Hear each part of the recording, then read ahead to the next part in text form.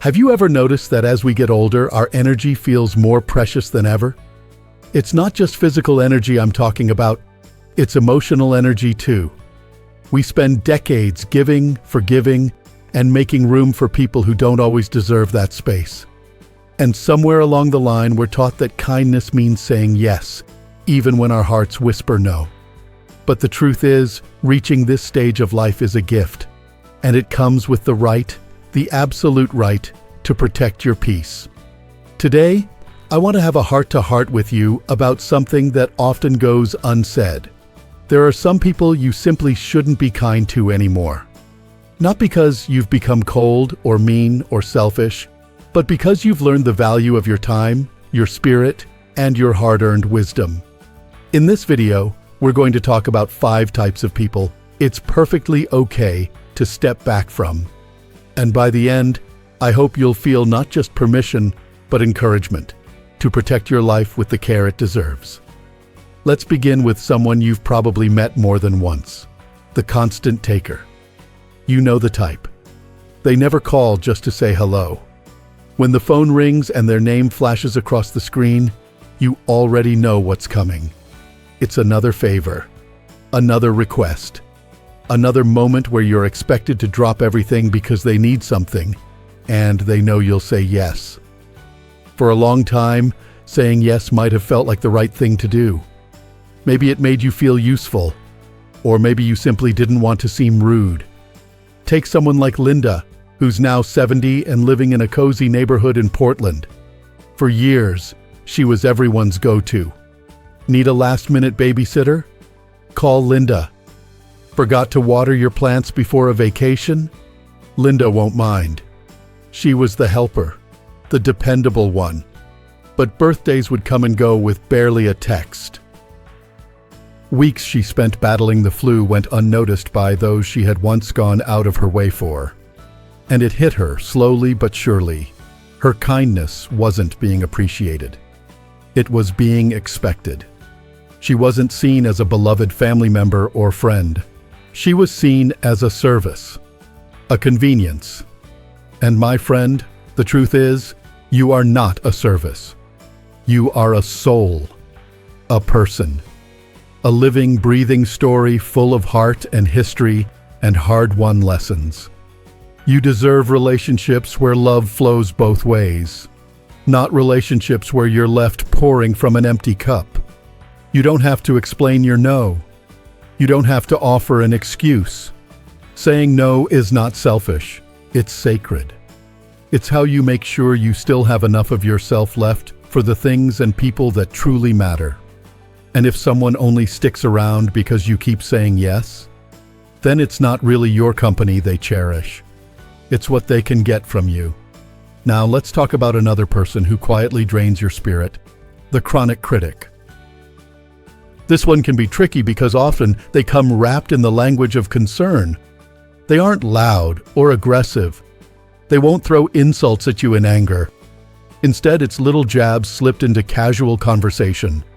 Comments about your clothes, your home, your choices, even your hobbies. And at first you might brush it off.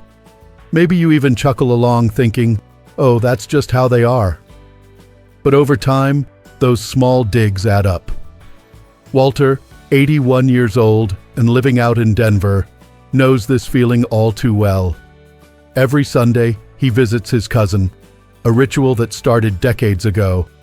He brings fresh bread, shares stories from his week, checks in out of genuine love. And every Sunday, without fail, his cousin finds something to criticize. Your hair looks different today, with a wrinkle of the nose. You sold that old chair? I thought you had better taste than that. Harmless, right? Except it's not. Week after week, year after year, those tiny cuts wore Walter down. He started second-guessing his choices. He stopped mentioning the projects he was excited about. He walked into those visits not with a smile, but with a tightness in his chest, bracing for the next comment that would leave him feeling small. Here's the thing. You've lived too much life to let anyone make you feel less than. You don't owe anyone an apology for who you are. You don't need to shrink yourself to fit someone else's idea of what you should be. You don't have to sit quietly while someone chips away at your confidence, pretending it's all in good fun. You deserve to walk into a room and feel safe in your own skin. You deserve relationships that celebrate you, not ones that subtly suggest you're never quite enough. And it's okay, more than okay, to choose distance over discomfort. So, if you find yourself leaving a conversation feeling heavier instead of lighter, it's time to step back. Not with anger, not with resentment, but with the quiet strength that says, I choose peace over approval. I choose my joy over their judgment. And now, as we continue, there's another type of person we need to talk about. Someone who uses kindness against you in a way that's almost invisible at first. It's a heavy, sneaky thing that starts out feeling like love, but quickly turns into something that weighs down your heart. Guilt. That's where the guilt trippers come in. They're not always easy to spot because they rarely raise their voice or slam doors. No, they have a different way of making their feelings known. A sigh that lingers a little too long. A comment dropped just casually enough to sound innocent. A silence that feels colder than winter. Eleanor, a spirited 78-year-old living in sunny San Diego, knew this pattern all too well. She had a big heart, and for years, she tried to stay involved in the lives of her nieces and nephews. She loved sending birthday cards, offering to drive them to appointments, cooking a little extra in case someone dropped by hungry. But when she gently declined one request, just one, because she had her own plans, she was met with silence. Then came the text message. I guess I thought family would be there for each other. No yelling. No blame spelled out. Just enough sadness laced into those words to make her question everything. Maybe she was being selfish. Maybe she should cancel her plans and say yes after all. Maybe.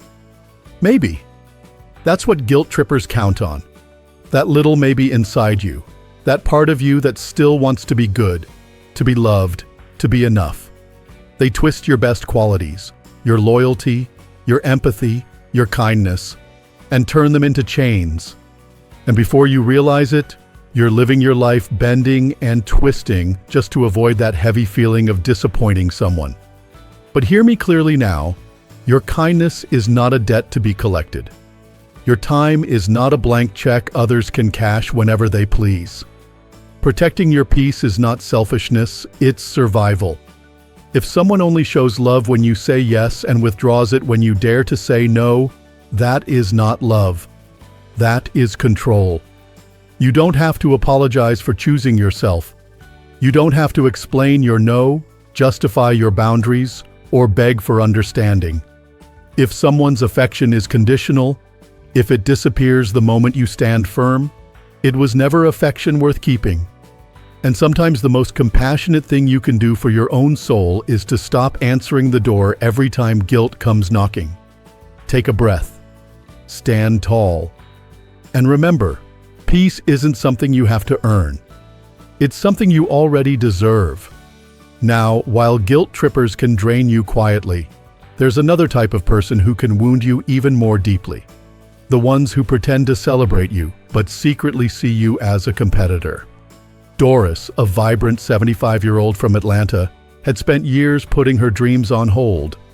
Raising a family, taking care of others, working jobs that paid the bills, but never truly fed her spirit. So when she finally joined a local art class, it was more than just a hobby. It was a homecoming to herself. She was nervous, but she was proud. Proud of finally giving herself permission to create, to express, to shine. Her longtime friend, someone she had known for decades, decided to join too. At first, it felt comforting to have a familiar face there. But little by little, the comments started. Your painting is so colorful, very bold for someone your age. I love how carefree yours looks. Shows that technique isn't everything. Said with a smile, delivered like a compliment.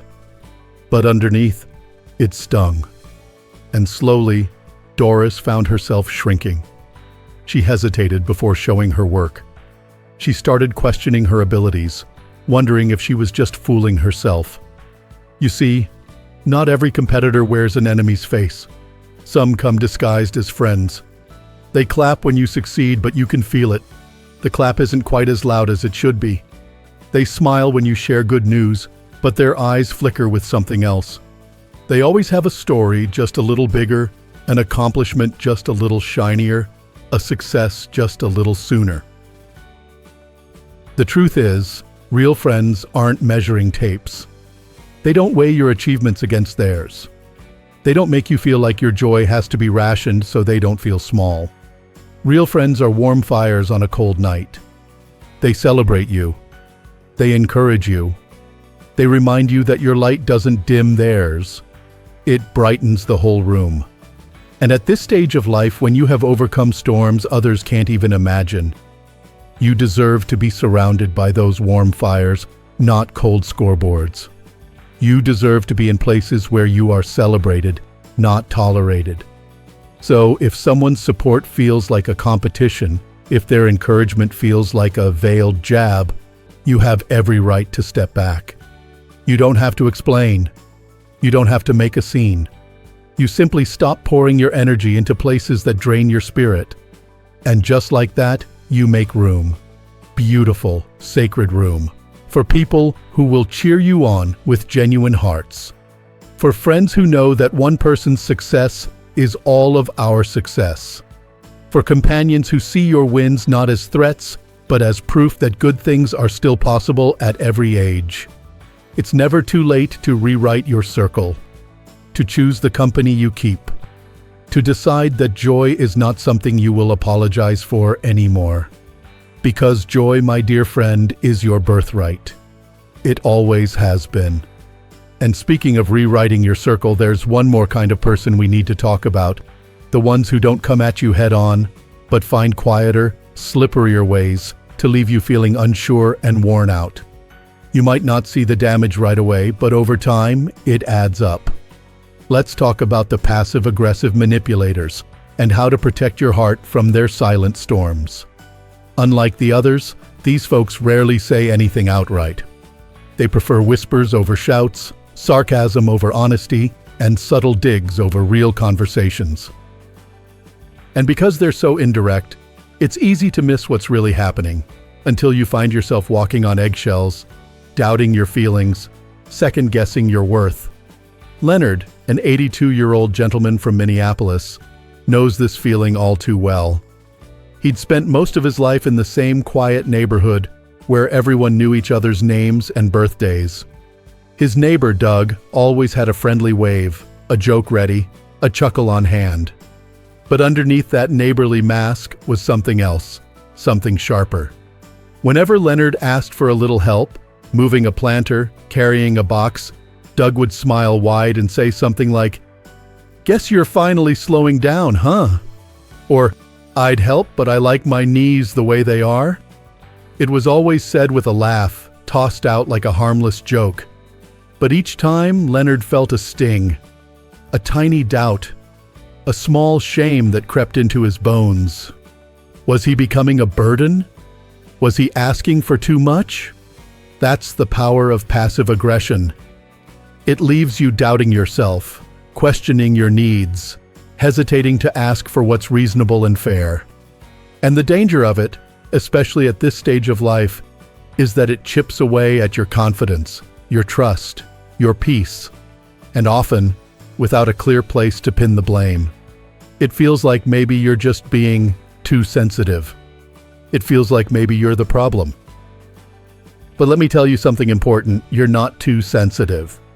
You're not asking too much for simple respect and kindness. And you certainly don't deserve to be the target of subtle put-downs disguised as humor. The thing about passive-aggressive manipulators is that they always leave themselves an escape hatch. If you call them out, they'll say you misunderstood. They'll accuse you of overreacting. They'll laugh it off and turn it back on you. And if you're not careful, you'll find yourself stuck in a cycle, trying harder to please, trying harder to avoid conflict, shrinking yourself smaller and smaller just to keep the peace. But peace that comes at the cost of your dignity isn't real peace at all. It's a performance, a one-sided truce where you lose, and they keep smiling. You don't owe anyone that performance. Not now. Not ever. At this point in your life, your peace is a priority, not a prize you have to fight for. You deserve conversations that are clear, not conversations laced with traps. You deserve relationships built on sincerity, not games. And if someone refuses to meet you there, if they insist on playing little emotional games, the most loving thing you can do for yourself is to step back. You don't have to fight them. You don't have to fix them. You don't even have to explain yourself. You just quietly, firmly, and finally reclaim your space. Let them wonder why your light isn't shining in their direction anymore. Let them notice the absence of your patience, your kindness, your warmth. Not because you want revenge, but because you finally realize that your gifts are too precious to waste on people who don't honor them. It's a beautiful, powerful thing when you choose yourself. When you decide that kindness doesn't mean availability. That forgiveness doesn't mean foolishness. That love, real love, doesn't demand you carry silent wounds just to keep someone else comfortable. Now that we've talked about these 5 types of people, the constant takers, the chronic critics, the guilt trippers, the secret competitors, and the passive-aggressive manipulators, I want you to take a moment right here and now to check in with yourself. Are any of these patterns showing up in your life? Are there relationships that, instead of lifting you, leave you feeling heavier, sadder, or smaller?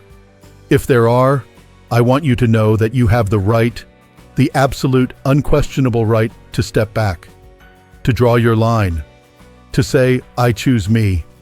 You are not being cruel. You are not being selfish. You are finally honoring the years you've walked, the wisdom you've earned, and the soul you've built. The older we get, the more valuable every single day becomes. We no longer have the luxury of wasting our hours explaining ourselves to people committed to misunderstanding us. We no longer owe time to those who mistake our kindness for weakness. We no longer need to beg for crumbs of affection from people who never learned how to love. You, my friend, are allowed to guard your peace like the treasure it is. You are allowed to be kind and still have strong, unshakable boundaries. You are allowed to walk away, not with anger, but with clarity.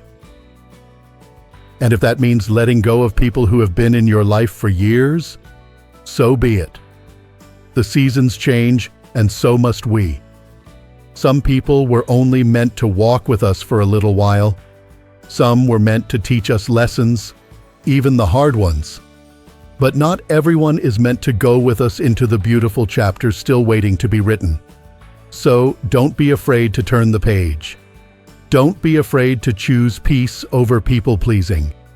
Don't be afraid to protect your heart the way you would protect a precious, irreplaceable treasure. Because that's exactly what it is. And as you do, you'll find something magical happens. You'll notice the right people, the ones who love you fully, without condition, without competition, without quiet cruelty, will gather closer. They'll find you. They always do. Because the light of a heart that finally honors itself is impossible to resist. And oh, what a beautiful light you have. Sometimes we think that being kind means staying open to everyone, no matter how they treat us. That we must always smile, always give, always be the one to understand. But as the years pass, we learn something deeper, something wiser.